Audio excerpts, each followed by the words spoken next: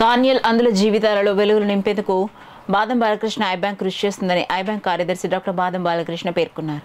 Kakinada NFCL రోడ్లో గల బాదం బాలకృష్ణ ఐ బ్యాంక్ ప్రక్కన గల జీవన సంధ్య వృద్ధుల ఆశ్రమంలో ప్రపంచ నేత్రదాన దినోత్సవం సందర్భంగా నేత్రదానంపై అవగాహన సదస్సు నిర్వహించారు.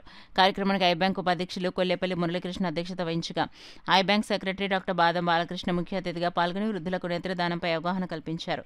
ఈ సందర్భంగా డాక్టర్ బాదం బాలకృష్ణ నేత్రదానం ఆవశ్యకతను మీడియాకు వివరించారు. ఈ కార్యక్రమంలో ఐ బ్యాంక్ సిబ్బంది నానాజీ రవికుమార్, వీరేంద్ర, వృద్ధాశ్రమం వృద్ధులు పాల్గొన్నారు.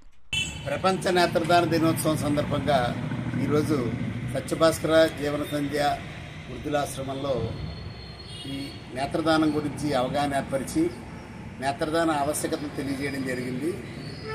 నేత్రదానం చేసేటప్పుడు దాని గురించి అవగాహన కల్పించుకుంటే వారి మరణానంతరం ఖచ్చితంగా నేత్రదానం చేసే విధంగా మేము అనేక ప్రణాళికలు రూపొందించడం జరిగింది. అందులో ఒక అవగాహన కార్యక్రమం ఒకటి.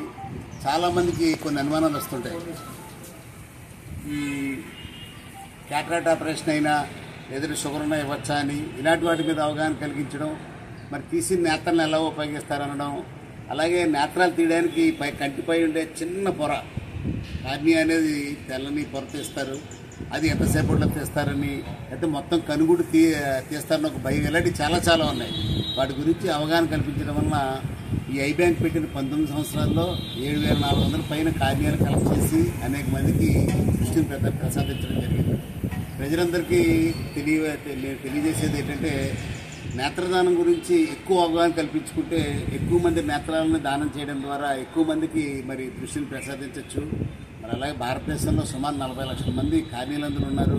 కానీ నేత్రదానం ద్వారా వచ్చే కార్నియాలు చాలా తక్కువ.